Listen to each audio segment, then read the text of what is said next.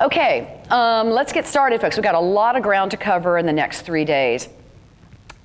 Cantrell Couture, where does this concept come from and why am I standing before you today? Well, I have to tell you, I've known since I was 5 years old that I wanted to be a photographer.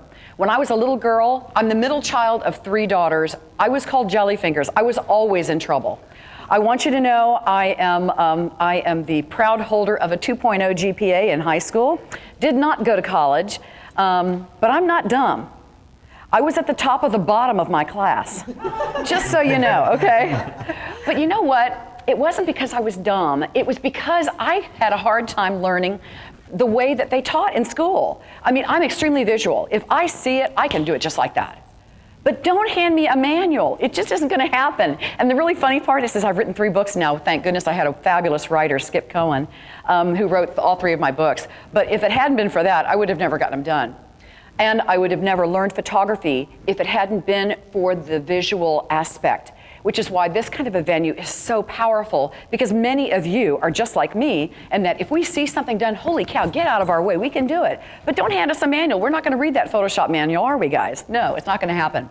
I got married in 1975, married my high school sweetheart right out of high school. So I've been married almost 37 years.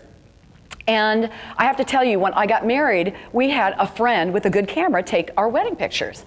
And I have to tell you, it was at that moment when I saw my pictures for the first time that I realized one of the most important lessons that I will ever have learned. And that is that cameras don't take pictures, people. People do. And that you can hand an artist, somebody who really understands an f-stop from a bus stop, and who understands how to light an image effectively, knows how to use room lights or use the light coming from a window or lights from overhead, and knows how to sculpt the body with that. And they can use that little point and shoot with their iPhone and get beautiful pictures. And you can hand somebody who's got the greatest camera, the most expensive piece of equipment in the world, but they don't know anything more than where to press the shutter, and you're still not gonna get a great image. And so unless, by the way, unless they do that spray and pray method where they just spray the room like a monkey might, and then maybe they get lucky and get a good picture. And that's not what we're gonna do this weekend. We are gonna learn good photographic techniques so that when every one of you leave this room, you're gonna leave this room, and for those of you on the internet, you're gonna be well qualified on a path that has a very fine foundation laid for creating beautiful images with predictable results. So let's talk about a few of the aspects of photography, the tools for capture. I use good equipment. I use the Canon EOS 1D Mark IV camera body. I have a 15mm fisheye, 24mm 1.2, 50mm 24 to 70, 85 1.2, 135 2.0, and the 70 to 200 2.8 IS. I have a variety of different lenses. The most important quality in these lenses are that they're all fast glass. And that's important to me because I do like working in a fairly lower light situation. And I also like to selectively focus so that my subject, their eyes are tack sharp, but I want everything else to go away. I've been a judge in photographic competition for many years now, and I will tell you there are 2 reasons why prints and images get judged down. Number 1, because we show too much information. In other words, the magic of that moment is like right over here, but it's so far away, you can't see it. You cannot see that beauty. And then the other reason why images are judged adversely is because people do not know when to back away from the computer and back away from Photoshop. And they muck them up with all of their Photoshop tricks. So watch out for those kinds of things. So I do like a variety of lenses. I use Lexar 600x compact flash cards. I prefer smaller compact flash cards versus bigger ones. I don't like to put all of my eggs in one basket. I want to have as few of images as I can on one card. I prefer to have a lot of cards. Of course, I come from the film days when we could get 24 exposures, on a roll of film, back in the old Hasselblad days. In fact, when I first got started as a photographer, the gentleman who trained me, his name was Don Gerhardt. He's not even in photography anymore. He used to hand me 6 rolls of 120 film for an entire wedding. 6 rolls. You realize, that's not very many pictures. And he would give me this little checklist of poses, and it would say, okay, pose number 1, bride and groom gazing at one another, picture of bride with her dad and stuff like that, And then he would say to me, of course, I had to immediately go out and go buy another 10 rolls because I couldn't shoot a wedding that way, right? But I'll tell you what that was really good for. It really taught me the value of learning what the decisive moment looks like and learning to press that shutter at the right moment. So in my mind, I still try to think like I only have 12 rolls of film to work with. And that way, I'm not snap happy and just getting loosey-goosey and just, taking the same picture 25 times. Learn not to do that. Learn to be thoughtful about when you press the shutter and then move on. Not only will that make you a much better photographer, but it'll make you, it means you'll have less work editing later on. So let's talk a little bit about the edit process and such. After capture, I'm going to use Adobe Lightroom for processing my raw files. I use, of course, Photoshop for working any images that I'm going to do, whether it be weddings, portraits of families, or anything. And I love Photoshop Actions. I'm an Actions junkie and extremely proud of it. I don't use them full bleed. In other words, I'm not going to use a Photoshop action at 100%. I will use that action quite often at maybe 5%. It's like salt and pepper when you're creating a fine meal. You don't dump the entire salt shaker on it. You use it just in a very sparing way. Your Vance actions, his film actions. He's got one for infrared, black and white infrared, that is by far the very best mimic of black and white infrared I've ever come across. It's phenomenal, I love it. I use Marcus Bell's action. He has some beautiful black and white actions as well. Kevin Kubota has some amazing actions, and by the way, your Vance actions and my own actions and Kevin Kubota's we're going to have as a giveaway, so it's going to be really cool. Nick Software has also got some amazing actions as well. And so you might wonder, well, Bambi, why do you have so many actions that you use? Well, it's kind of like a recipe. You know, how many of you have one cookbook? No, we wouldn't have one cookbook, because today I might feel like a nut and I might want a Southwestern flavor to my pot roast. Well, tomorrow I might decide that I want it to be, kind of like the old world way, or like my grandma used to make it, which is kind of a joke, because anybody that knows me knows that I do not know how to boil water. So from there, once my images are captured and my creation has been done, I will tell you, whether it's a wedding or whether it's a portrait, a family, children, or anything, all of my artwork is done before a client ever sees a single picture from me. They will never, ever see unedited work, ever. You might wonder, well, why? Why, Lloyd, do you think I would have adopt that kind of philosophy? It's your first impression when you... Thank you. It's your first impression when you... Is this on? Yeah. When you, if you put your unedited work out there, that's what they see as your business model, basically. And when you have it edited and perfect and everything's ready to go, it looks better for you. You are absolutely right. You know, honey, you are way smarter than you look. Can I just tell you right now? You are just way smarter than you look. I'm the first. I'm telling you, I knew it. You know they're going to happen all day long. Yeah. That's exactly right. Oh, yeah, that's right. You see, I want them to see beautiful photography equals great photographer. And you see, if you wait and you do your retouching and any of your artwork and you wait to say, well, Bambi, they're not going to buy that picture, or, I want to make sure, and I don't want to do work on something that they're not going to purchase. You see, then beautiful photography equals great Photoshop tricks. And I don't like that. I don't want that kind of thing. I don't want them to even think about Photoshop. So I really want them to see beautiful work and go, holy cow, that gal is really good at what she does. And I want them to think I am perfect. And you see, if you show them images that you're gonna edit out later on, then guess what? They see that maybe you're not all that perfect, and I don't want that.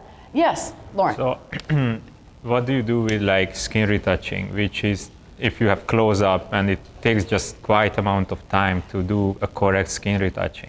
Good question. What do you do if you have to do all the retouching on the skin? I retouch it. It's that important to me. However, I'm really good at retouching and I'm really fast. It generally takes me about maybe a minute and a half to retouch, and that's to retouch to do a really good skin cleanup. Now, let me make this really clear. I don't make babies look like plastic dolls. I don't make them look like plastic dolls. I don't make women that are my age, that are in their 50s, I don't make them try to look like they're 25. I want them, especially mature women like myself, I want us to look rested, I want us to look beautiful, but I don't want us to look like we're 25. So there's a fine line in making somebody look better. It's like wearing makeup. Many women today wear makeup, and that's kind of what I want to do. Is I want to just clean up the lines underneath the eyes, soften the skin tones a bit, and then make them look better than they do. Great question. Can we talk about that? How you do it in a minute, because it takes me 30 minutes. Do you know what? I wish I had time right now And if we have time during the 3 days, I'll be happy to run you through some of my quick Photoshop techniques for cleaning up the skin. Because it really is important, especially for mature women. I can promise you, that woman is never, ever going to see herself unedited, unretouched. You know, because it's so funny. Isn't it funny how we think we look really cool, don't we? I mean, I got up this morning and I'm going, yeah, you are looking pretty damn hot today, you know? And then when I see the footage, I'm going, holy cow, who is that old chick? That's not me. I know it's so not me. And yet, you know, because we don't see ourselves the way we really look. We see ourselves the way we think we look. And if we saw ourselves the way we really look, heck no, we would so not be wearing spandex, okay? It is so not a good look for women my age. Anyway, we'll get to go on to that, okay? Excuse me. I use PWD Color Lab in Atlanta, Georgia. They do a lot of for those, if you don't want to do your own retouching and your own color work, they're a great lab to work with. Graphic Authority for textures and backgrounds. Albums Inc., their Epica line, and also Azura Album Company for albums, and then Shoot Q for keeping my company well organized. So now let's move on. Our first segment we're going to talk about this morning is about boudoir photography and creating beautiful images in that kind of a scenario. You will find that my style of photography is very clean. I don't use a lot of props. In fact, our set this morning is very, very simple because I don't believe you need to have lots of tchotchke and lots of stuff to make a pretty image. If you understand the way to light a photograph in a way that's going to be beautiful for your subject, and you understand how to compose it properly and minimize background elements that are of a distraction, you can create beautiful, beautiful pictures literally anywhere, including the bathroom upstairs, which I'm hoping we're going to get a chance to go and photograph in at some point this weekend. So let's talk about the way that light falls across your subject and about the way that you can pose the female form specifically to create a beautiful image. And you know what? This young lady right here, all she is a bride not wearing a white dress. Do you see that? You see, concepts are concepts, and posing concepts are absolutely universal for women. There's a certain concept, and so what she's wearing has nothing to do with, it's not going to change the way we pose her to create a pretty image. It's not at all going to change that. So let me give you a real quick demonstration of that. Come here, Michael, I need you for help for a second. Okay, now, yeah, I knew you knew this was going to happen. Okay, Michael, can I have you just turn towards the audience? First of all, can we just all agree this is going to make one seriously butt ugly girl, just for the record, okay? It would so make a really, really ugly girl, but that's all right. Huh? You're comfortable with that, huh? Okay, now, if y'all just look at him straight on into the camera, like from where you're sitting, okay, would you say that he looks, he looks pretty bulky, right? It's making him look a little bit bigger. And not only that, but he's about the average size of many of our women today. Isn't that true? Because the average size of the American woman is a size 14. And I know from around the world, there are many women that are not, little tiny girls anymore. Many women are bigger. But now watch what happens when I pose him in a specific way and tell me if it doesn't make him appear more slender than he did a minute ago, okay? So, Michael, first of all, by the way, are you a professional model? No. Okay, just want to clarify that. Did we practice this? Only in the bathroom. Oh, okay, yeah, there you go. Somehow that so does not surprise me from him, okay? I'm sorry, Linda. I know, I bet you have to fight for bathroom time, don't you? He's like, no, I'm not quite done yet. We have our own bathrooms.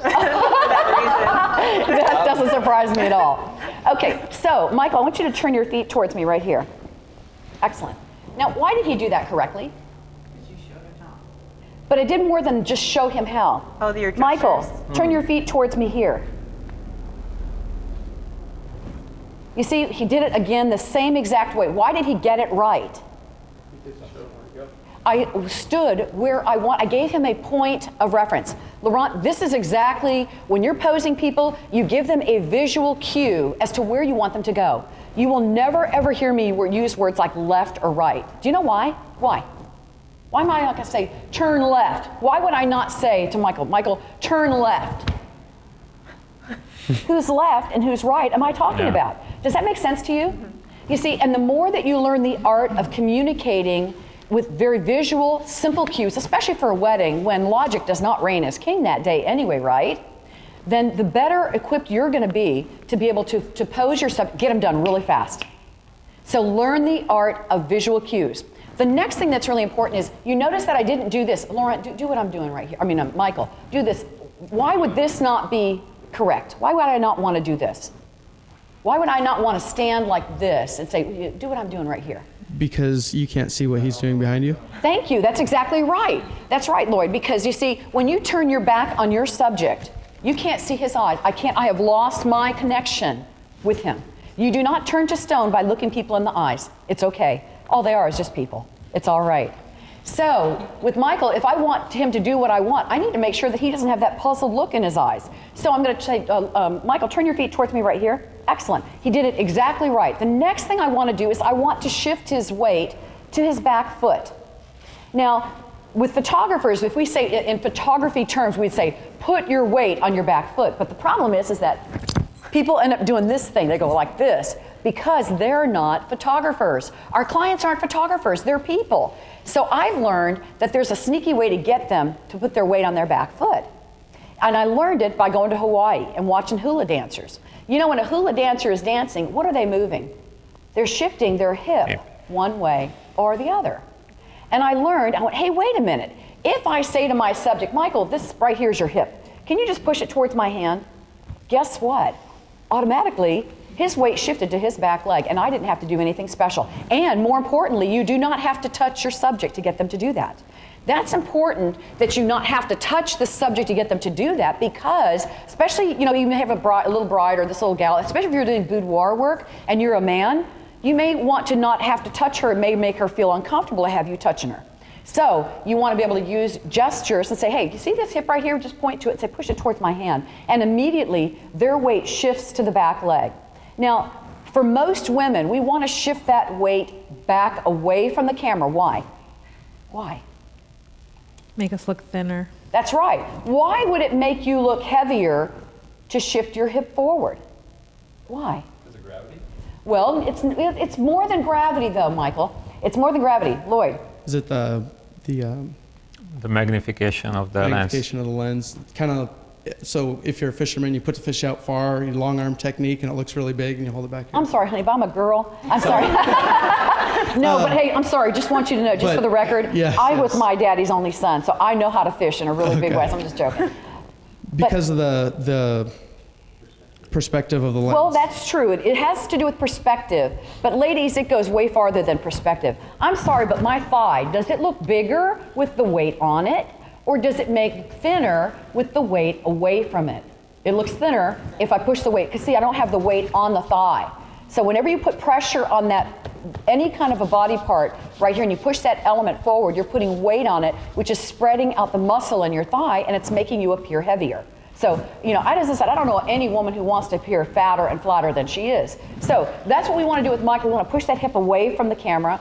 That's step number one. The next thing that we want to do is we want to bend this front knee a little bit, because what we're trying to do is we want to create a nice diagonal line. You see how there's a nice line on my leg because my front knee is bent?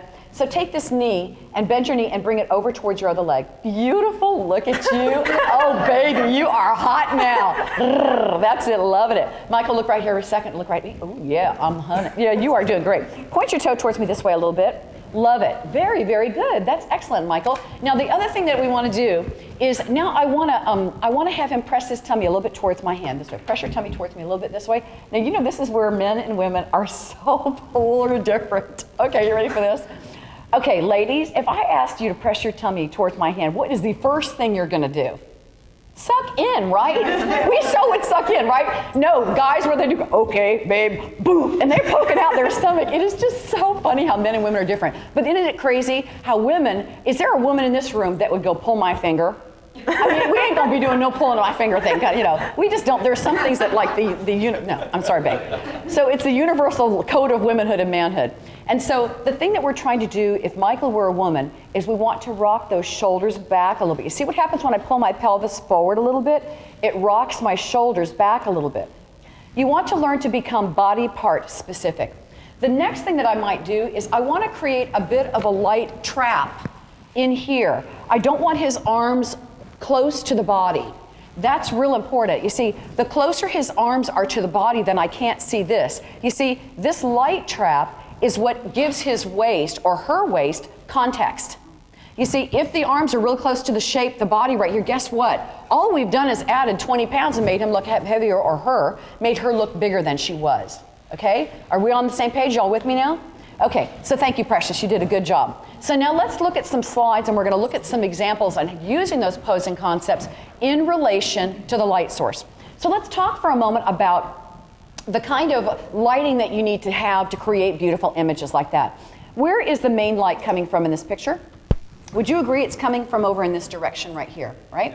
Now, you'll notice that she has her body turned towards the light source, but where is the camera in relation to that? Where's the camera position? That's the critical part. Now, is the camera in the same direction as the light? No. The camera is away from the light source. Why? Because we want that highlight and that shadow underneath her bust line.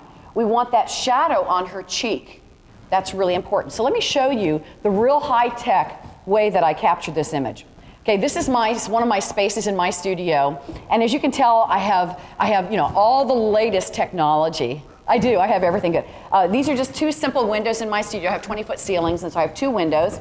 And then we have this really amazing piece of insulation board that I got at what is it called? At Home Depot for like $2.59. One side has silver duct tape on it, and the other side is white. I use it as a large reflector, and this is what I use my tripod for. I haven't used a tripod in 100 years.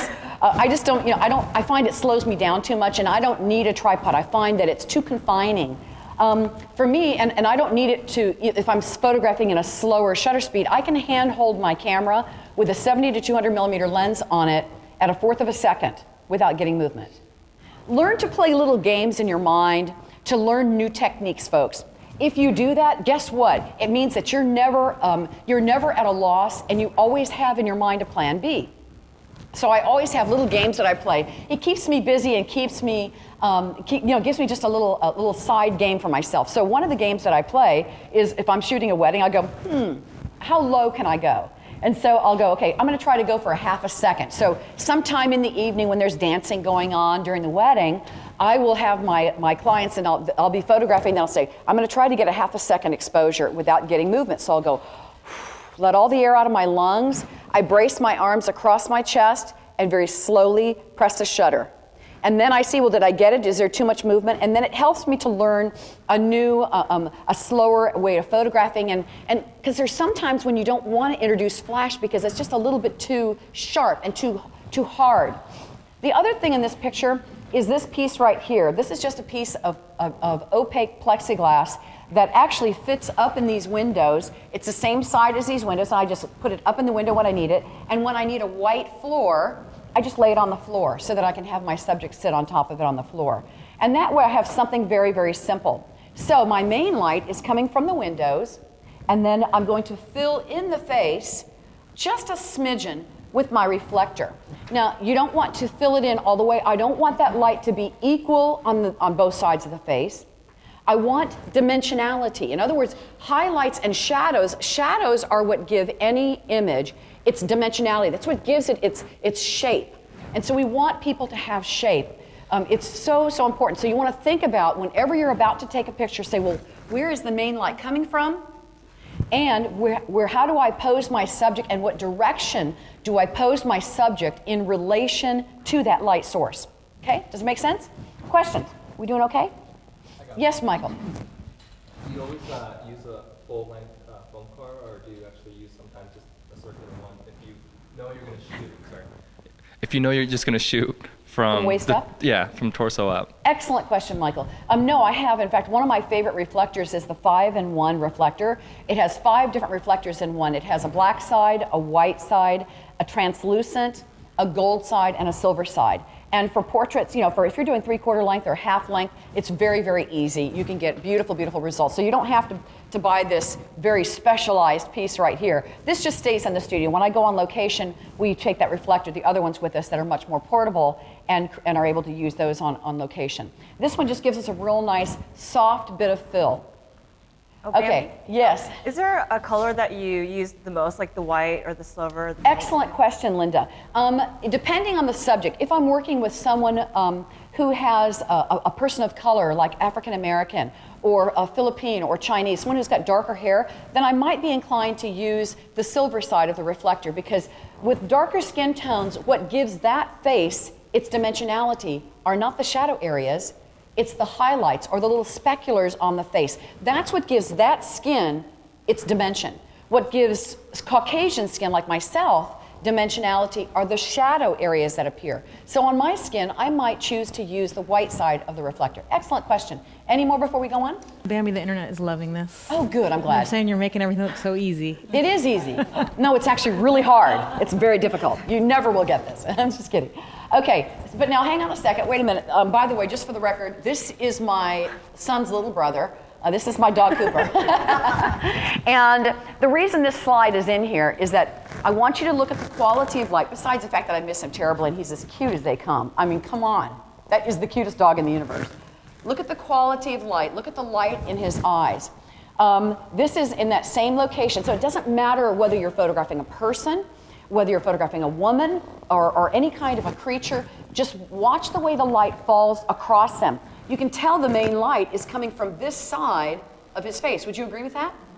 And then notice how, because I'm photographing on this side of him, we're getting these little highlights and shadows. They're highlights in the fur, but we're also getting those shadow areas in the fur, which are what give Cooper his dimensionality. Another powerful tool is the selective focus. I shot this image with an 85mm 1.2 lens, about 2.0. Both of the eyes are tack sharp, but do you notice how the feet are not sharp at all? And the background is not sharp. Why?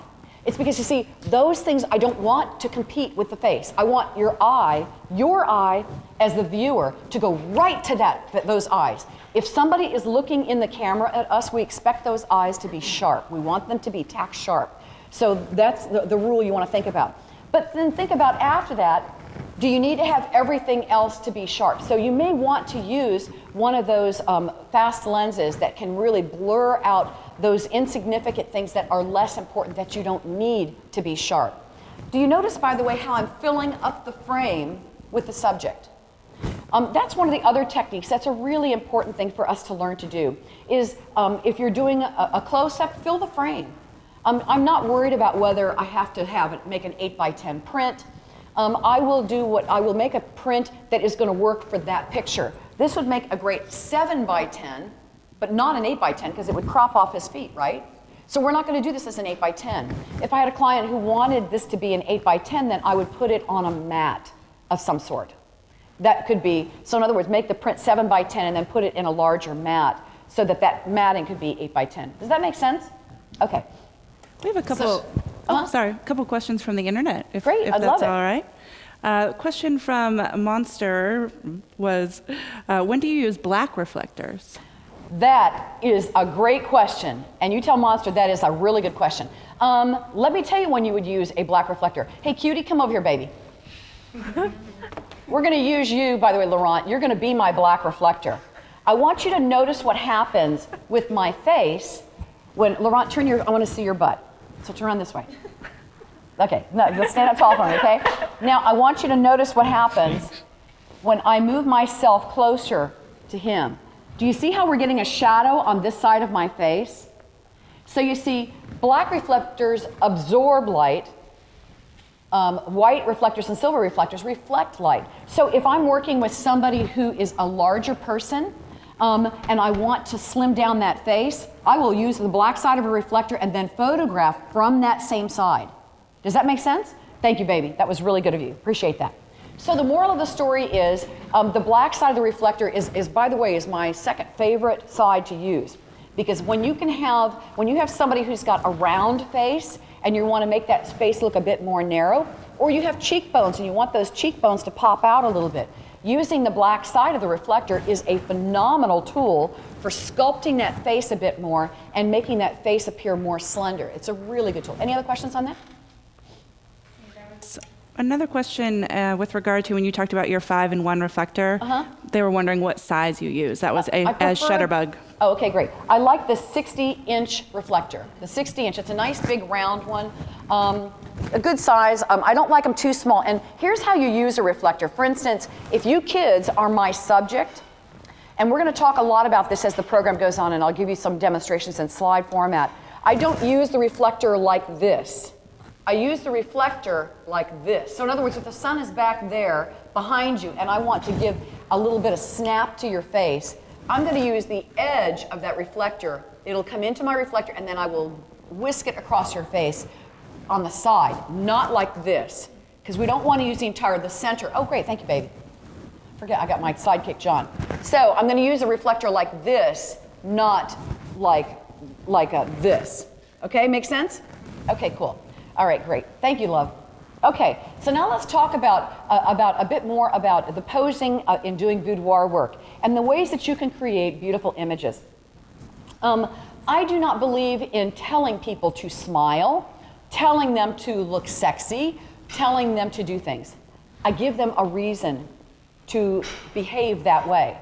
For example, if I just said to you all, if I said, Terry, I want you to smile, we get that fake smile that we all put on for people that we don't know. However, if I said to Terry, oh my Lord, honey, I don't know if I can photograph you. You are so seriously butt ugly. You know, there you go. See, I have given her a reason to smile because she knows I'm full of crap, right? So give them a reason to have an expression and you get real, beautiful expressions. You get absolutely great expressions. So when I'm photographing children, this is exactly what I do. Linda, give me 5. Oh. Would you not do that? That hurt. Okay, that's exactly what I'm going to do. I'm going to play with children. My associate photographer, Michael Van Auken, is absolutely brilliant. He does magic tricks for the little kids when they come in and we're photographing them so that while we're photographing our children, we're not saying stupid stuff like smile. You know, it's just so not going to happen. You're not going to get real imagery. You're not going to get beautiful, real smiles or real expression. So I give people a reason to behave a certain way. And that, when you give people a reason to do something, then you get a natural expression. Yes, Michael? So when you do that, do you usually do you time it so you're getting it at a certain point of that reaction, or do you just kind of get it at the peak of it? Excellent question, Michael. Yes, what I do, this is when I may take 3 frames. The first one doesn't ever get, that's not the one that gets the expression. My camera, by the way, is always at my eye when I'm behaving like this. So in other words, if I'm like something with Terry, if I was making that crazy stupid joke with her, you know, my camera's not going to be down here when I'm, you know, it's like, you're going to miss the moment. So my camera's going to be up here, and my finger is on the trigger, so that when she starts getting that reaction, bang, bang, bang, then I can watch it happen. You know, one of the other things, and the ways that you can train yourself to be able to capture the decisive moment. And for those of you that are the documentary style photographer who really likes to be the fly on the wall and create beautiful images, but you don't want to make people, you don't want to get them to do things to do it. You want it to be natural. Here's how you do it. You take neurochromes with your brain. In other words, pictures with your brain that when you in random moments. You could be sitting in a restaurant, you could be sitting in Starbucks, having your coffee in the morning, and you look at the way the light is falling upon people's faces, and you pay attention to what's going on with them, and in your mind, interpret their personal stories. That's what I do all the time. I no matter where, I could be walking through the grocery store, and I'm taking neurochromes with my brain, and pictures with my brain, thinking, okay, well, is it gonna happen, or what's gonna happen next? I also think it's extremely important to become a good listener.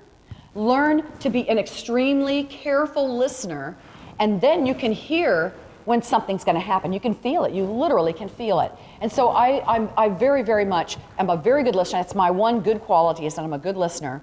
And then the second thing that I think is really, really critical is keeping your finger on the trigger. Don't wear your camera around your neck like a piece of jewelry. It's not a piece of jewelry. You ain't going to get it if it's down here. And then you're going to do this stupid thing and go, you know, can you do that again? It ain't going to happen. So don't do it. Have your finger on the trigger, have your eye, you know, through the viewfinder if you have to look through the camera. And that way, when that decisive moment happens, you know it and you nail it every single time. And it's just so powerful for you. It is just so rewarding. It's like going fishing with your dad. And you know when you reel the big one in, doesn't it make you just feel so good you got it? Well, that's how it makes you feel when you see that decisive moment building, and because you had the correct lens on your camera and you thought these things out in your mind ahead of time, when you didn't have a camera in your hand, you were prepared for that moment as it unfolded. Do we have any other questions? Perfect Pixel would like to know what method you use when the model is simply not responding. Great question. Well, what do you do when the model's not responding? And has little energy. I fire them. I go, I'm sorry, no, I'm just kidding. This is exactly what I do. Deuteronomy, get over here. Okay. Anime, right? Anime? Okay, anime. Okay, so let's say that anime is my subject, and this is kind of, I'm getting that little deadpan expression from her, and it's not, nothing's going on. Now, this will be very difficult for her because the reason I picked all these people is because they all had a personality. But just, but for instance, if I will tell you there's two things that cause your subject not to respond. Number one, you're boring as hell. I'm sorry. But if you have the personality of a carpet, you aren't going to get great pictures. So learn to fake it and have a good personality. I have known a number, I know, women are always, You've got that part down, Bambi. I know, I You've got totally that do part that, down. yeah. This is not me, I'm really shy in person. But, I really believe that it's important to have, to pretend, become an actress at that moment, and just have some fun with people. It's been my experience that people are very much a reflection of who you are. And if you are having fun and you're animated with them, they cannot help become animated. And so but there are some things that you can do to loosen them up. Okay, so anime, did I get it right that time? Of course. Anime. Yeah. Okay, anime. Okay, I want you to back up a bit. Okay, and this time what I want you to do, anime, is you're gonna walk towards me and I wanna see some sass in that backside, okay? Okay, you ready? See, now she can't even keep a straight look on her face already. Okay, ready? 1, 2, 3, go.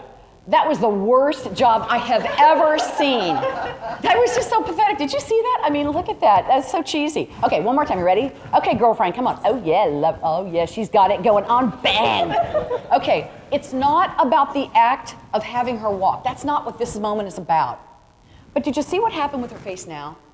You see how it kind of breaks it up. You break it up and you just kind of, it breaks that moment of, that is happening. And so that's one of the reasons that I always get people moving, and if I feel like I'm kind of screwing it up, if I just messed it up because I got them too kung fu posed, then I'm going to shake it out. I'm going to say, okay, I just want you to shake it out. Let's just start all over again, and we'll start in a different way.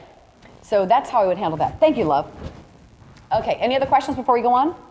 Okay, cool. So with this young woman, it's what's giving her body its language. Let me demonstrate this to you. What is my body language saying to you right now? Protected, back off, right? I have an attitude going on. Now notice what happens if I do one thing. Now what am I saying to you? I'm interested. And what did I do to change the perspective from you? What did I do? All I did was lean forward. So you see, body language, the attitude you can get from your subject, that you can create in the way that you pose your subject, speaks volumes about the way, whether they're leaning forward to the camera a bit or leaning back. Aloof is back off. For men, if I'm photographing a man, I may want him to lean back a bit because it'll give him that more powerful look. If I'm photographing women of any kind, any age, I want her engaged a little bit towards the camera. Now let me demonstrate one other technique for you. I want all of you that are sitting here today, and all of you, by the way, that are viewing, I want you to, by the way, y'all are going to need a mirror at some point. Y'all want to get you a little mirror for those of you that are out in the audience. And I want you to place it up in front or by your computer monitor because you're going to need to see this at some point in the next 3 days. I want you to see what happens when you feel it. Okay, so the first thing I want all of y'all to do is I want you to take a picture with your brain of the way that you're all seated in this room, okay? I want you to see how you're seated. You know how your little tummy's kind of hanging forward a little bit? We're kind of just hanging back, okay? Now, the next thing I want you to do is I just want all of you to lean forward. Just lean forward. Okay, do you notice how your shoulders are kind of rounded? Rounded this way, right? And by the way, for us girls, that's not all that good looking, is it? That's not a good thing because it's going to make us look like we have a little bit of a belly, and it's going to make the girls kind of hang a little bit, and that ain't good. And so we don't want to do that. Now I want you all to sit back. But this time, when you lean forward, I want you to lean forward to me with your chest. Lean towards me with your chest. Okay, what's the difference? Staying more upright. Which is stretching out your torso and exactly making you look a little thinner. And yet, what did I do? What did I ask you to do? I said, with your chest, lean forward a bit. So you see, it straightens your back up automatically. Do you see how that works? So you want to learn to become very body part specific. So with this young woman, I said to her, I said, I want you to lean forward to me with your shoulder. See, with her shoulder or with her chest, and then I want you to roll that shoulder forward a bit, because it would give her a bit of grace and it'd give her a little bit more of a glamorous, almost like huh? And with her lips, I just said, I just want you to repeat the words, huh? Huh? What does that mean? You know, kind of like you were just like, you didn't quite understand. And then notice it all has to start with the feet. Always with the feet. Even if you cannot see the feet, they must be there. You must have the posing correct on the foot. So if my knee is bent, like I showed you with Michael a little earlier, then all I'm going to do is now say, with your chest, lean forward a little bit. See how that leaning forward with the chest? And then here's one other thing that's really important, is that you want to have your subject, when they're leaning forward, for you men especially, this is really critical, you never, ever, ever use the front of your hand, ever. Why? Because can you imagine saying, lean towards me with your chest? Oh, that is so not going to happen, right? Because it's invasive. Your hand this way is invasive, and it's grabby, and it kind of feels nasty, doesn't it? But notice what happens if I say, lean towards me now with your chest. You see how the back of the hand becomes harmless. It's a harmless entity. And so these kinds of things are the language that you want to use. Learn to become extremely specific on what you want people to do, and they'll do it just like that. It makes it very, very fast. Questions? Okay, we doing okay? All right, good. Let's go forward. Okay, having people seated or laying down can be a really, really flattering thing for them to do. And especially, by the way, if you're photographing someone who's a bit heavier, if you want to minimize the bulk, or you want to, there are two ways that you can do it. Number one, crop it out. If it's bigger and you want to get rid of it, crop it or hide it. So also, by the way, let's say that you are doing boudoir work and you want the shape of that young woman's body, her bust line, to look a bit more curvaceous. Having her lay on her tummy a bit is going to give her a bit more cleavage. It's going to make her look a bit more, it's a much more flattering way to do it. And then, again, notice where is the light source in relation to the camera. Main light is actually coming in from almost behind her. It's rim lighting her here. We have a little highlight right here and these little bits of highlights on the cheek. But the camera position is about 45 degrees from there. You see that? So you see, you don't want to be photographing flat into the light. In other words, I would not move my camera position in the same direction as that light source. I would want it on the shadow side of the face. That's called short lighting, folks. When you light from the shadow side of the face, or not light, when you photograph from the shadow side of the face, that's called short light. Okay, got any questions for me? There's Yes. a question. How far away from her were you when you took the shot? How far away was I? I was probably from maybe me to the coffee table right here. When I do images, this is very much my comfort zone. I love intimate images and close-up pictures of people.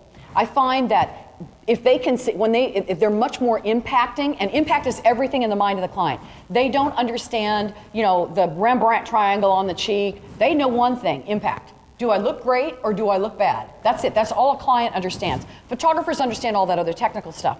So what I generally like to do is I'm very comfortable taking lots of beautiful close-ups. Yes, I will do some beautiful full-length shots, especially if she has a beautiful gown on or she has pretty legs, and we'll show off those legs. But as a general rule, a lot of my imagery is more tight and more intimate. And so the 70 to 200 millimeter lens is my favorite tool. I use that probably the most of any lens I have. I use the 70 to 200 millimeter lens. And you'll notice that I'm down low. I'm on the ground with her. Because not only do I want to see her face, but I also want to see the fact that she has a backside back here. So I want that to continue just a little bit, but I want it to be out of focus. I don't want any of this to be as focused as the face, because it starts competing with the face. It starts competing. Another question? Sure. We might be getting to this later, but are there any tips for getting male subjects, grooms, engaged, and any male-specific pose tips other than what you've already talked about for grooms specifically? Absolutely. In fact, I need a guy for this. Let's see, who could I use? Okay, come here, cutie. Yeah, okay. Great question about photographing men. There are men, you can photograph them in a variety of things that you can't get women to do. Men can push their hip towards the camera a bit, but it's not about this. They don't push their hip this way or this way like women do. We don't use the same kind of terminology, because if we do, then he starts looking a bit more feminine. What we do is if I just said, yeah, see, it just doesn't, it looks a little bit too feminine for him. But what I want to do is I want to get, again, I want that weight to shift to the back leg. That's where I want it to go. So the first thing I'm going to do is I find my light source, and then again, I want him about 45 degrees posed in relation to the light source. So the first thing I'm going to do is say, Laurent, I want you to lift this front foot off the ground for a second. Just lift it off the ground, and I just set it down just gently, like you're going to step on a butterfly and you don't want to squish it. Okay, so when he lifted his front foot off the ground, where did the weight shift to? The only place that's got left to go, the back leg. It's a real sneaky way of getting people to do exactly what you want to do. With drunk people, though. Yeah, well, there you go. Yeah. Well, maybe not somebody who's drunk, but what can I say? Then I'll just give them something to hang on to. Here, hold on to me, Precious, for a second. So, okay, so notice how immediately it kind of shifts that weight backwards. The other thing that I will do for men is I might say to him, with this shoulder and this hip, I want you to lean towards me a little bit here. You see how when he leans towards me with the shoulder and with the hip, this whole side of his body, it shifts the weight that way. And that can be very, very flattering. When we get to photographing our couple today, this afternoon, you'll see exactly what I'm talking about. The other thing that men can do is we also want them to hang a bit. We want those shoulders, they can round their shoulders like this. You can have them a little bit rounded. So the next thing I want you to do is I'm just going to have you just kind of like hang towards me just a little bit. Love it. Oh, love it. Right there. Good job. Excellent. Okay, but not, I mean, I don't want your little belly hanging out, but just kind of lean towards me now with your shoulders a little bit. Love it. And then turn your face this way a little bit. Oh, baby, you are hot right there, pal. That is really good. Looking good. Oh, that's okay, the key to by the way, I don't do this little thing where the guy has his thumb sticking out of the pocket. I think there is not anything in the universe that is cheesier than that. I mean, that is just says, I am a photographer. You know, real people in the universe, real guys, don't ever walk around with their thumb hanging out of the pocket. We don't care what their hand is doing in that pocket. It's not our business, okay? Thank you. Thank you so much. Okay, we doing okay? Uh-huh. Oh, Bambi, there were a couple questions about hands, Okay. especially for men. How would you place them? Okay, so for hands for guys, I want his hands just to be comfortable and relaxed. I want him to put the whole hand in his pocket. I want a bit of a bend in that elbow. So if I were a guy, then I'm going to do this with his hand, and I want a bit of an elbow in that hand, in that arm right here. Or I'll bring him down. I don't have a problem with guys putting their hands in front. You know, some people call that the fig leaf pose. But a lot of guys naturally do that. They do that naturally. So I try to make it real. As I said, I try to stay away from anything that is, that is photography terms, because it's just too posy and it doesn't feel real. And that's why I don't do that thing with the thumb hanging out of the pocket. And by the way, if you're judged in photographic competition, have that little hot dog hanging out of the pocket, okay? Have that thumb hanging out of the pocket, because if you don't, they're gonna so seriously dock you points, okay? So, but in the real world of photographing normal people like you and I just want their hand, or if we were a pair of jeans, I'll just have him tuck his thumb through his pocket and maybe make a fist with his hand, or keep it loose, just relaxed and casual. He may tuck it through his belt, or in his jacket. His hand might be hanging out with his thumb hanging through his pocket. Any other questions? Well, just to follow up on that, Eric Ashley had asked, does Bambi specifically pose hands and fingers, or does she let the model place them naturally? So, for example, in other types of It depends scenarios. on the scenario. I do pose the hands very specifically when I'm working with women. Okay, come here, Terry. Because, and especially this is really important for women, because you want to be able to have those hands looking very, very graceful. So if I'm posing the hands, and this is what I want. Notice how I'm taking my thumb and I'm putting it in the middle of the palm of her hand. Because when you do that, it automatically makes the hand lay very nicely. I might, if I need her to just relax your hand, I go like this if I need to relax the hand. And if it's below the waist, then I want to bend the wrist up. If it's above the waist, they can bend it up like this. Women have a lot of choices what they can do with their hands. The one thing that you want to stay away from when posing is we don't want to see the back of the hand. Why would I not want to see the back of the hand? Why not? Well, maybe it could be, but more important than that, why else would I not want to see the back of the hand? Because it's almost as big as the face. And you see, if I'm photographing her right here, and this hand is right here, then guess what? It's closer to the lens of the camera than her face is, and it's going to appear larger. So I want to make sure, I want to see the side of the hand. The other thing is when you see the side of the hand, you see the side of the arm and not the back of the arm, which is a bigger part of our body that we don't want to see. Thank you, Precious. Good questions. Okay, so let's move on. So let's talk a little bit about filling the camera a bit, and notice again where the light's coming from. Do you see the catch light in her eye? By the way, this is my daughter-in-law. Tell me, am I going to have good-looking grandkids or what? Yeah, I am. Yeah, this is my daughter-in-law, Alethea. She's just beautiful. By the way, Alethea, I hope I got out of the hospital today in a good way and you're healthy again. She was in Mexico and got food poisoning really, really bad and was in the hospital all day yesterday. Okay, notice how that highlight right there is in about the 2 o'clock position in the eye. Notice how, because it is in that position, the light skims across the eye and highlights or illuminates the iris. That's what gives that iris its glow and its dimensionality. So I'm always looking, you want to think about where the light is coming in on the eye. So the first thing I do whenever I'm photographing any subject is I'm looking at them and I say, well, where is the light coming in on their eyes? Where am I getting that catch light? Is it a light source or a small light source? And that's really important because the larger the light source, and this is a pretty good sized light source, it's a fairly good sized light source in her eye, the softer that the light will be. We can tell that this is a soft light source because of the shadow. See how soft the edge is of that shadow? And again, do you notice how I'm photographing her on the bright side of her face or on the shadow side?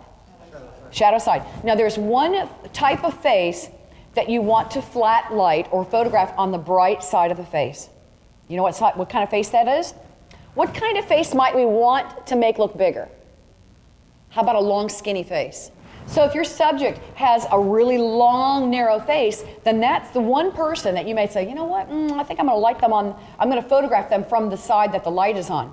However, there's one caveat to that. You know what that is? Is their body big?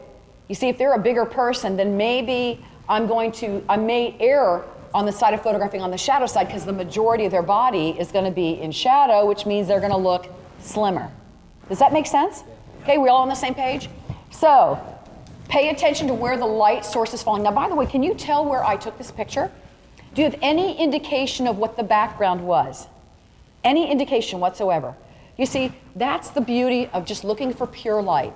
Learn to do this in neurochromes, in other words, pictures with your brain, and then you are absolutely never at a loss. You are always on cue, and you will know, you say, you know what, okay, here's my location, my light, there's my light source, and then everything else can go away. And especially if you fill the frame with the subject's face, then guess what? We don't care if there's brick back there because we won't see it.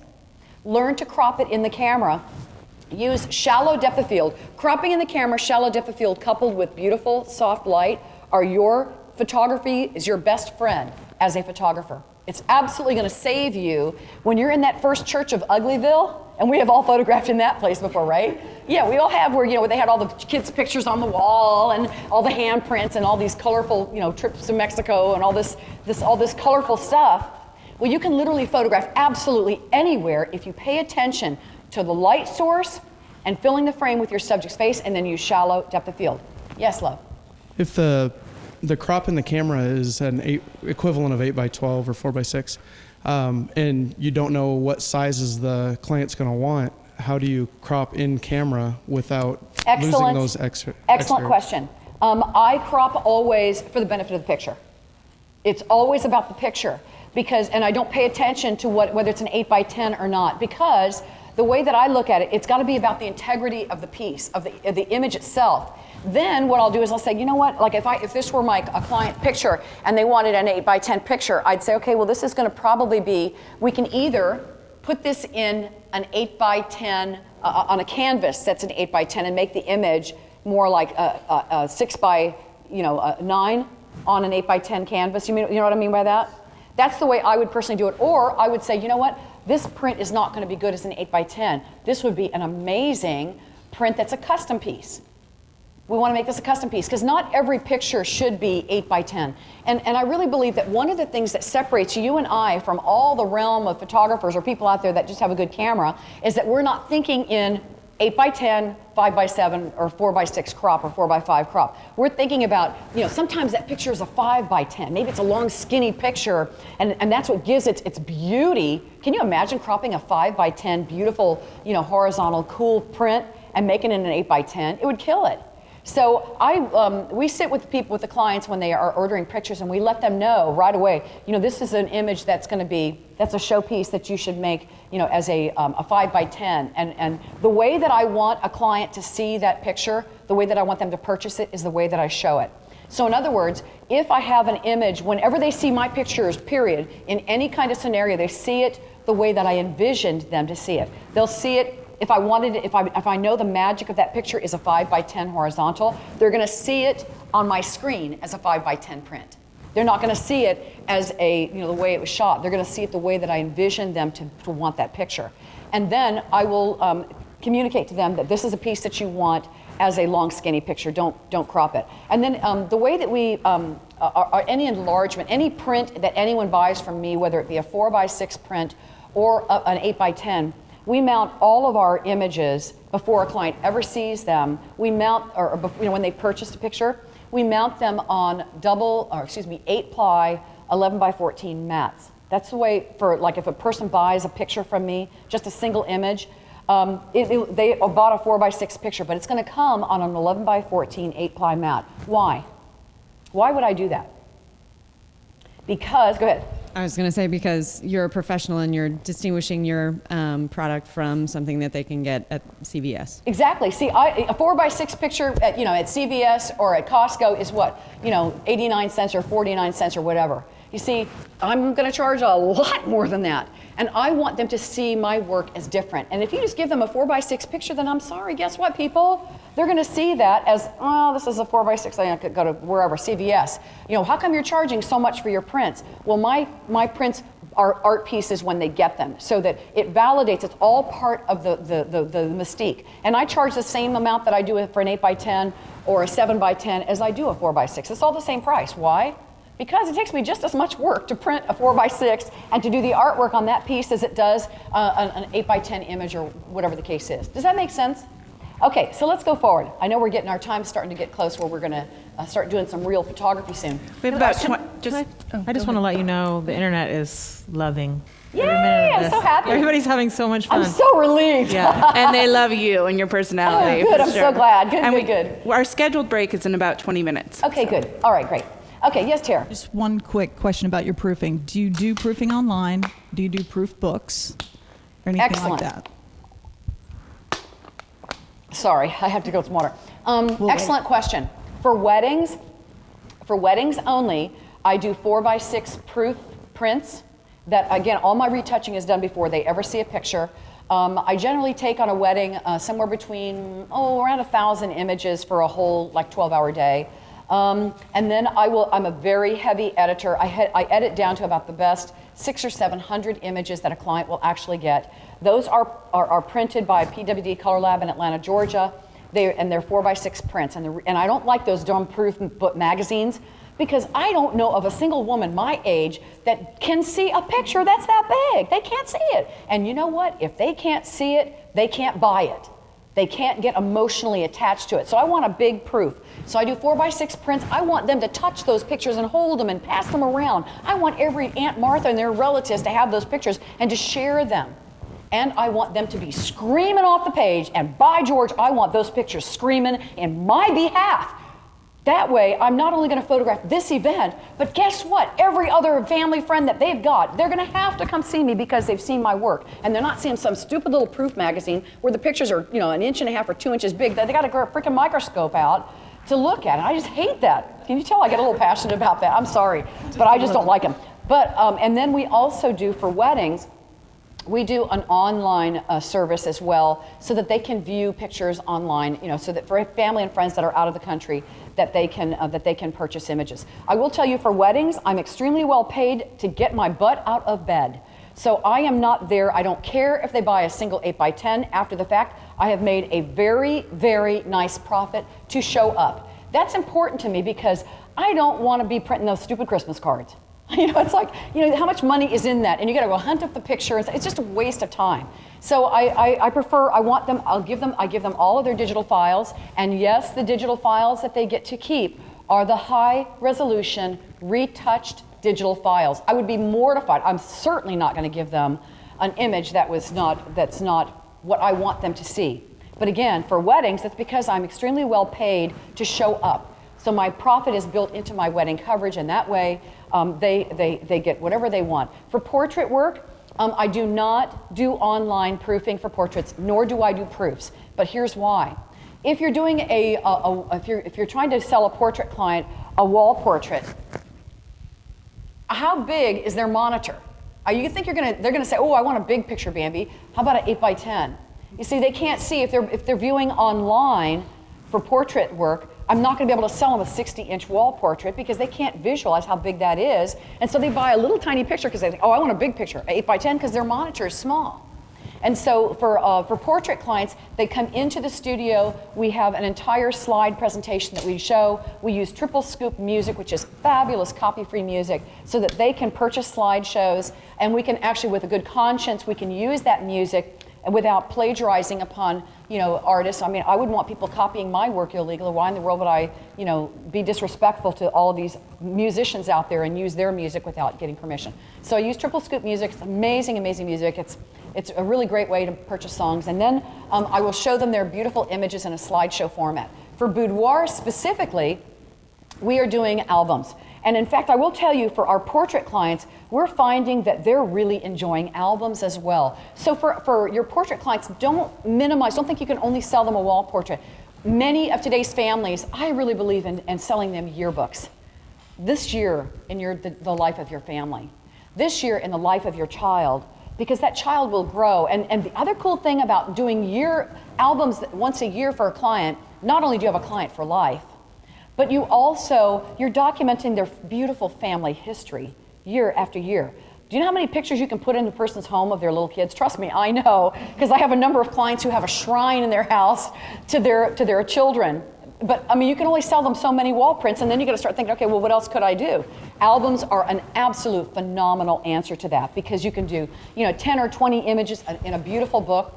For Boudoir, it's an absolute perfect entity, because you can put this beautiful collection of boudoir images in an album that's very discreet. So if you are showing some nudity in some of my images, I do some tasteful nudes. I don't do Playboy style, so we're not showing, anything that is, we're not showing any of that stuff, It's very, very tastefully done in a very, very dignified way, but it's images that you may not want to hang on your wall. Yes? So when you are actually shooting boudoir, is everything covered?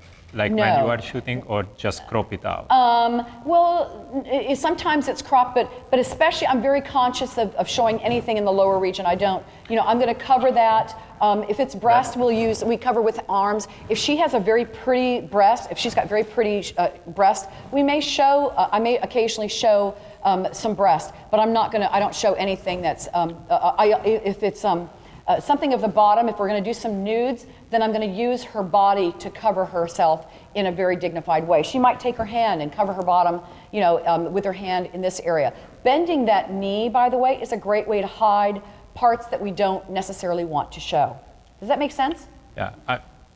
Maybe later I can ask. It's more about, like, you are a female photographer and shooting female subjects. Yes. And then as a male, we try to keep them covered, and so they feel comfortable, all the time wrapped. And it's well, just a I challenge. really understand that. I know that being a woman in the boudoir world especially is a plus for me. Yeah. It is absolutely a plus. However, it's been my experience, for many of you women that have a male doctor, a male gynecologist, I'm sorry, but after they've seen a few, it's not that big a deal anymore. So the way I look at it is, when your camera is up at your eye, you become invisible.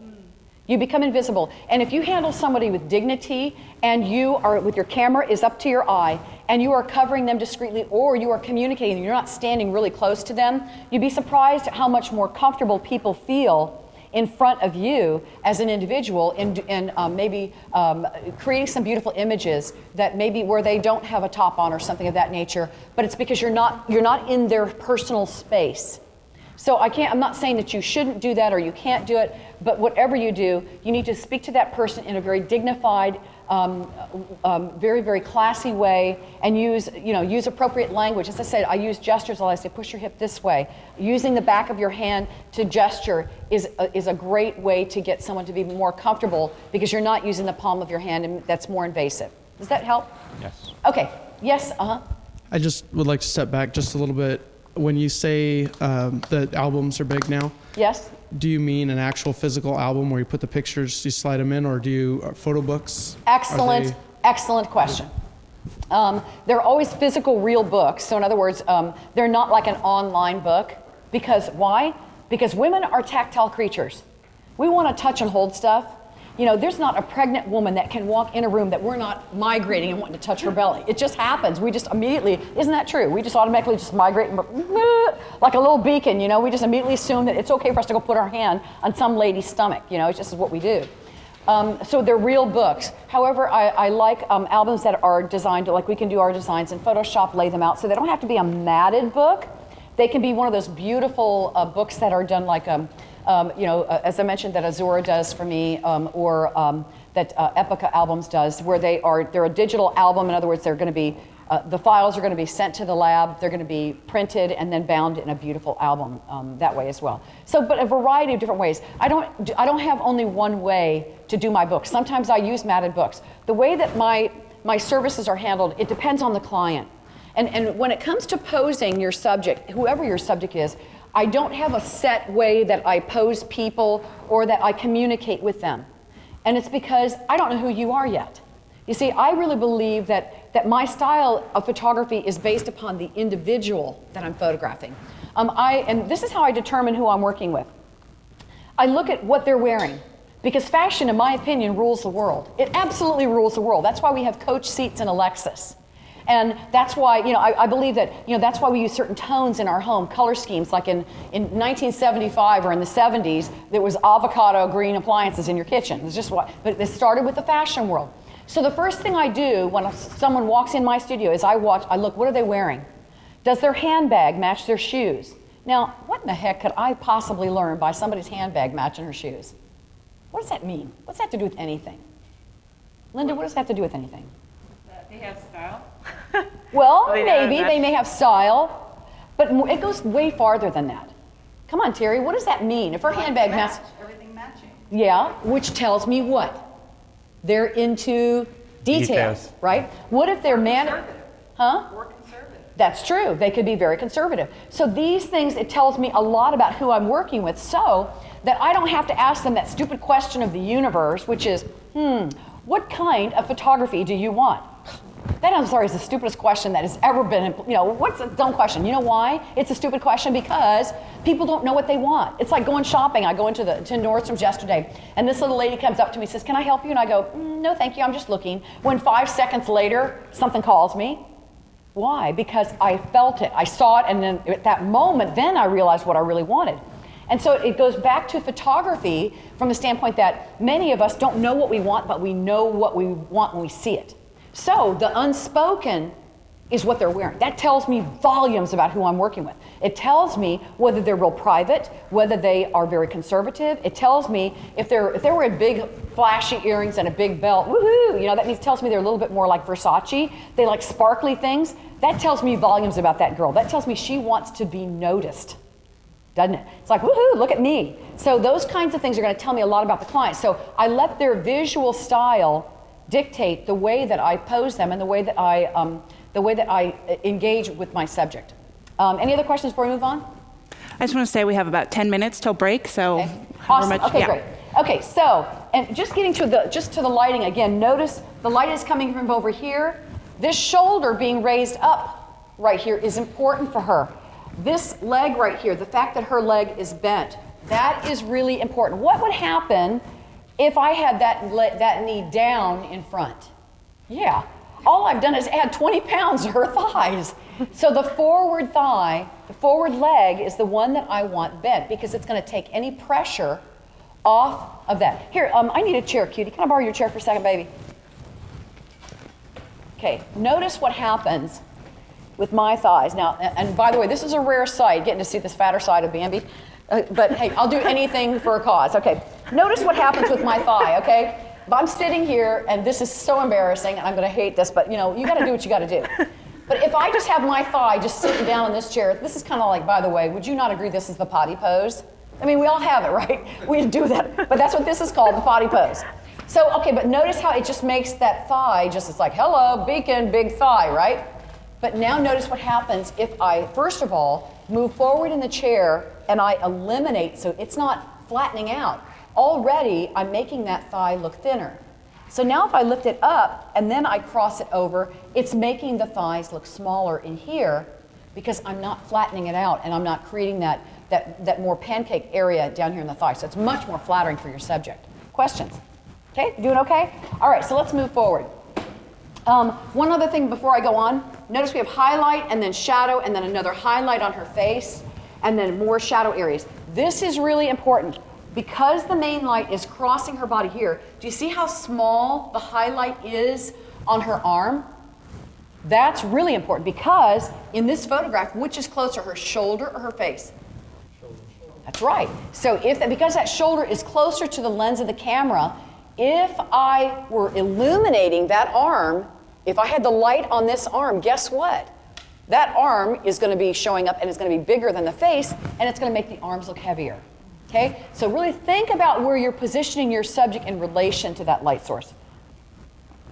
I love lots of negative space. In fact, we talked about this a moment ago. This is a great example of an image I would absolutely not crop as an 8x10. It would just look ridiculous. It needs breathing room. It needs to have room for your eye to travel. We read from left to right. So the PowerPoint, that right-hand third of the picture, is a very powerful, powerful spot. The light is coming in, again, from this direction right here. We get a nice highlight on her face. And in her case, she's one of those people who can actually have the flat of her arms. She can cross her body, and she can squeeze herself, and we can see the back of her arms. It's okay, the back of her hands. But why? It's because, again, most of that arm is in shadow. Only the edge of the arm is illuminated. So that's why it'll work.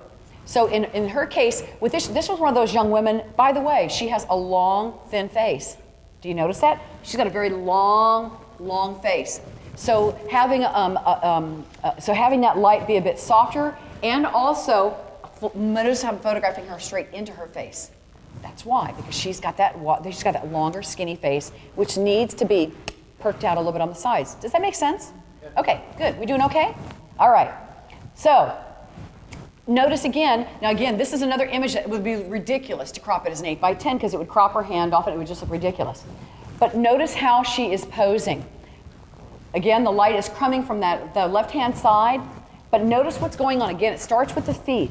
This forward foot leg right here, notice it's bent forward like this. Now, in this case, her weight is on her back foot, but now she's leaning forward a bit. You see how I'm creating that energy flowing this way? But she's leaning forward with her chest. You see, when you have somebody lean forward with the chest, you arch that back. And then I tilt her face back towards the light source. So in other words, if this were my light source, I'm going to have her bring her front foot forward just a little bit, lean forward with the chest, and then turn her face back towards the light source so that the light skims across her shape, across her body. Okay? Any other questions before we move on? We have so many questions. I know. Where to begin? Okay, so I probably have time for maybe one more. Okay, well, Photonator wanted to know how much time you spend with the client before the shoot. Oh, excellent question. Okay, how much time do I spend with them? Well, it depends on the kind of photo shoot that it is. If it's a boudoir session, I generally, before I start shooting, maybe 10 minutes, I'll sit down with them on my couch.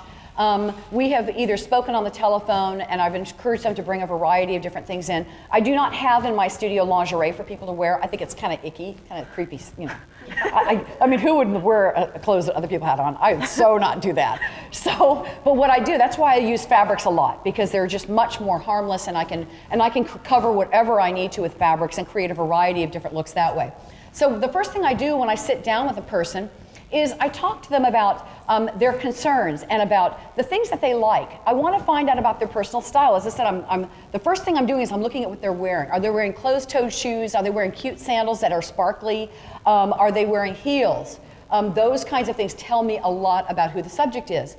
And then I ask them viewpoint questions. Viewpoint questions are important because how do you feel about such and such requires that they give me what? It requires that they give me more than a yes and no answer, right? It means that they have to tell me how they feel about something. And that tells me volumes. It tells me what to avoid. You know, well, I don't like, you know, I'm really scared about having my picture taken. I hate having my picture taken. Well, why? Well, you know, I just, you know, I never like the way I look and I feel stupid. Well, what is it that could make you feel stupid about about having your picture taken? See, ask them viewpoint questions and you start fishing and they tell you exactly what to avoid easily. It tells you what to avoid. Now, if it's for a wedding, I do an engagement session for every client that I photograph. And in fact, when I do the first time I meet with a bride, when I am her initial interview with me, the first thing I do when she sits in my room before I show her a single album, the first thing I do, I sit down with her. I'm going to find a spot that is lower than her. So if one of you girls was my bride, I'm going to be sitting right here on the coffee table. Why? Because I want to be lower than you. Why? Because that makes you feel like you're in a position of power. And I will lean forward a bit so that I can become very engaged. This is really who I am. I want them to feel comfortable and relaxed. The next thing I'm going to do is I'm going to ask them, tell me a little bit about your wedding. First of all, tell me about your dress. I want to know all about that dress. Why do I want to know about her gown? Why do I want to know about her dress? Because it's going to tell me volumes about her. It's going to tell me, well, she says, oh, well, I'm wearing this big poofy ball gown, and I'm wearing a tiara on my head, and then I got this little sweetheart neckline, blah, blah, blah, right? What does that tell me? Princess! Okay, am I going to be showing her some sassy, sexy bride who's on the beach wearing a slinky gown? Heck no! Because if I do, she's going to do this. She's going to go flip, flip, flip, shut that book and go boom, bye. It's going to be over. She's going to say, nice knowing you, Bam, but it is going to be O-V-E-R. So I want to know who I'm talking to so that the first album that I show her is exactly what she wants to see. And it's because I have respect for who you are, not who I want you to be. I do not have a philosophy of, well, it's my way or hit the highway. I don't believe in that because photography is my profession. It's not my religion. It's my profession. I do this, yes, I love it. I have a ball doing it, and but I am paid really well to do my craft. And so I believe that I'm a photographer of humanity, which means I'm going to photograph you the way you want to be photographed. And I'm going to find out who you are so that I can photograph you in the best way that makes each of you feel comfortable. And that way, when you look at your pictures, you say, hey, Bam, you caught my smile. That's who I really am. And there are some clients that I photograph that are very, beautiful and sexy, like this young lady, and who have this amazing, who wear lots of sparkly jewelry and stuff. I immediately put on sparkly mode Bambi. This is part of learning Bambinese. And I go into sparkly Bambi mode, and I'm going to do all this crazy, get real wild and crazy. And then if I have this gal who's very private and quiet, then guess what? I'm going to back off and I'm going to become a bit more private and quiet and move nice and swiftly, use softer tones in my voice and validating her in every step of the way, but in a way that's going to dignify that particular individual. That's exactly the way I'm going to handle it. So the moral of the story is find out who you're working with, and then that tells you a lot about how to photograph them. We talked a little bit earlier about placement of hands. So when you look at this photograph of this young lady, even when she's laying down, the position of her shape is really important. You notice that her legs are not laying one on top of one another. That's important, and we're going to demonstrate that when we come back and we do some posing in a little bit. Also, notice how this back arm is tucked underneath the waist. Why? Because we don't want the waist to look thicker. We want the waist to look curvaceous. And notice how there's less light on the arm than there is on the waistline. Sorry, I know I'm not supposed to touch the screen. But notice how that because there's more light on her waist, you see that shape of her waistline. And then notice the fingers. Notice how they're very soft. Generally, if I need somebody to hold a garment by a woman is going to be held not by these two fingers, not by those two, but by these two fingers. Why? Why? Because look what it does to my front fin. See how it lays my hand nicely?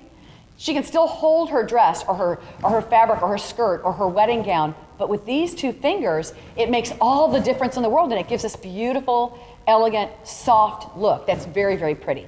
And so with her, I just said I want you just to basically touch your thigh and then just lift it and then drop it back down. Just lift your finger and then drop it back down, and it lays the fingers in a very, very pretty way. We haven't talked a lot about exposure. Let me tell you a little bit about how I meter. I use the light meter in the camera, in the Canon system. I use only the smallest amount of metering that you can. I don't like the 45, the matrix, the 45 degrees, where you can meter for everything in the entire universe. I don't like that because I know exactly what I want to be exposed properly, and that is her skin, I want that to be exposed properly. So I use the center focusing point and the evaluative metering, which is the little circle with the dot in the middle, because I want the center of that picture to be where my focus and where my metering is taken from. And then I will halfway hold down the trigger, halfway, so I can lock the exposure and lock the focus, and then I will recompose. I don't use the wheel on the back. I use this finger only. Only because I just want to concentrate on one thing. I got to give me one finger. I can handle that, okay? I just find, the wheel, one more thing to have for me, my little poor brain to have to think about. So I want one finger. I don't use the focusing mechanism on the back. Give me just a shutter, just like any, just one finger work. That's all I have to do. So that way I can have my focusing done in a proper way. I use manual metering only. And the reason is because I get a much more accurate exposure. You see, when you look at exposing your subject, you have to think about what color are their skin tones, whether it be African American, darker skin tones, or whether it be somebody who's really, really light skinned. You have to consider those when you're talking about exposing, because in your camera, the light meter in your camera, any light meter only understands one thing. There's a black point, a white point, and 18% gray in the middle, and your camera exposes for 18% gray. What does that mean? Well, if you're photographing my skin, that's about accurate, because my skin is approximately 18% gray. But what about somebody who's African American? Is their skin 18% gray? No. It's probably at least a stop to 2 stops under. So to get a proper exposure on darker skin tones, I have to actually fool the light meter in the camera and underexpose. So that's really important. That's why I use the manual metering, because then I can expose for the individual that I'm working for and get a proper exposure on them, which gives you an overall, gives you a better foundation. You see, the less work that I have to do with those files afterwards, the better. I want to be able to get as much done in the camera as humanly possible so that I don't have to spend hours retouching. I don't have to spend hours composing, and I don't have to spend hours doing other things. I can concentrate on great expressions and know that I'm going to get it in the ballpark. I do shoot in RAW mode so that if I happen to be off by a half a stop, I'm okay. As long you have 4 stops of exposure compensation when you're using RAW in the Canon system. 2 over and 2 under. So as long as I'm, not within, over that, then I'm going to be just fine in my exposures. But generally, I try to fall in to getting it right in the camera, which is why I like to meter manually. And I know we're about out of time for this segment, right? Do you have any last question? Oh, sure. I mean, we have tons of questions. We can go a little bit over, our producer says, if you'd like. Great. Okay, so good. Depending on what you'd like to do before the break. Okay, well, let's give me one more question, then we'll talk about this slide here. Yes. When you showed your lenses that you like to use, almost all of them are really fast lenses. Mm-hmm. When you're metering on a subject and then holding the trigger down halfway and then recomposing, when you're at 1.2 or 1.4 or 2.0 even, how do you deal with the what's clear and what's not? Excellent question. I'm not kidding you. You seriously are way smarter than you look. You really are. You're a smart guy. Okay, what you have to think about is I pay attention to the eyes. When I'm moving, am I going to move, when I recompose, is that eye still going to be sharp? So in other words, I'd want to make sure that forward eye, the one closest to the camera, is going to be tack sharp. So as long as I lock down the exposure, if I just move it horizontally, that eye is still going to be in focus. The other element that goes into that you have to think about, in my case, is that the Canon system that I use, the Mark IV system, has the smaller chip in it. It has the smaller chip. So it has a bit of amplification factor. What that basically means is a 1.3 amplification factor. So in other words, my 70 to 200 is more like a 100 to 300 millimeter lens. But one of the other things about that is that you have inherently greater depth of field for the given f-stop. So 1.2 isn't like what it would look like on like the 5D. The 5D camera has the full chip, it's the same size. 1.2 is exactly 1.2. But on my camera, because I have the smaller chip and it has the amplification factor, you have greater depth of field for the given f-stop. So I actually have a little bit more like, I'd say more like 2.0 is the way it actually visually looks. Great question. Okay, let's move on just a little bit. I've got a few more things to cover with you. You can do beautiful, beautiful portraits of just about anyone. Notice with this young lady that I've got her arms pressed against her shape. You see, there are all of the concepts that I'm teaching you are conceptual. They're concepts. They're not absolutes, because there are exceptions to any rule. And in her case, because number one, we're not seeing that arm on the left-hand side or on the right-hand side, and we're only seeing this one arm. By bringing those arms underneath the bust line, I can push the bust together and give her a bit of amplification in her chest. So there are exceptions to every rule. So in other words, if you can't see it, is it really there? So sometimes, like with the arms especially, if I want to enhance the bust line, this is especially a powerful technique for mature women. If you're doing boudoir for an older woman and you want to give her a little bit more cleavage and give her just a prettier bust, bring those arms underneath the bust and then have her squeeze slightly, and it's going to give her a pretty shape. But you've got to make sure that you crop those arms, the arms out, so that it doesn't add bulk. Does that make sense? Okay, again though, notice where the light is coming from. Notice the catch light in her eye and how it skims across the iris. It's a very soft light source. In this case, the light is coming from the right-hand side, and it's just illuminates a nice big spread out light, which is very, very flattering for just about any subject. By the way, this is Marcus Bell's black and white action. It's just a gorgeous action. But there are also times, we talked a little bit about exposure a minute ago, there are times when I want to overexpose because of what the subject is. In this case, I could take a proper exposure and then boost it later on in Photoshop, but I like getting it right in the camera. So I chose to overexpose this image by about a stop. Why?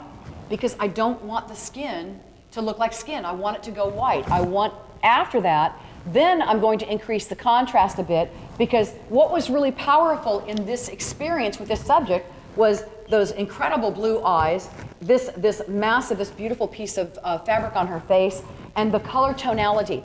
Again, the concept and the photographic experience has to fit the context of the picture itself. So in other words, I'm not going to try to make her look all soft and prissy, because it doesn't work with that subject. So I want to have a bit of high contrast to make those eyes pop. The other thing that will happen when you add contrast to that face and blow the skin out, hey, guess what? If you've got somebody with really bad skin, guess what? Bye-bye. All of those imperfections in the skin, or a lot of them, go away, and you're not going to see them. So it's a really, really good thing to do. In this case with this young woman, exactly the same kind of experience. The scenario suited the treatment. So I chose to overexpose a bit using bright sun. This is in the bright sun. I'm photographing her in a bright sunny day. How do I look at how small her pupils are in her eyes? So you can see again the light source. And this is actually a small light source. How do I know? Look at the shadow on her nose. See how it's got a sharp edge to it? It's got a fairly sharp edge. Now you can't see it as much because I overexposed the image a bit to make it blow out a little bit more. But only because I really wanted just those eyes to pop and those lips to pop. And I really wanted them to show up. By the way, is the sun in the sky a large light source or a small one? That's exactly right. It is a small light source, except on a day like today. When we have clouds or diffusion or that kind of thing, then we're going to have, when you have diffusion of any kind, whether it be clouds or fog, then it becomes a large light source because it spreads that light out. But generally, the sun is a small light source only because it's so very far away. Well, on that note, we're going to take a short break, and when we come back, we're going to actually get to working with our real live models. So I hope you guys will join us in a few minutes, okay? Let's get busy and we're going to have some fun.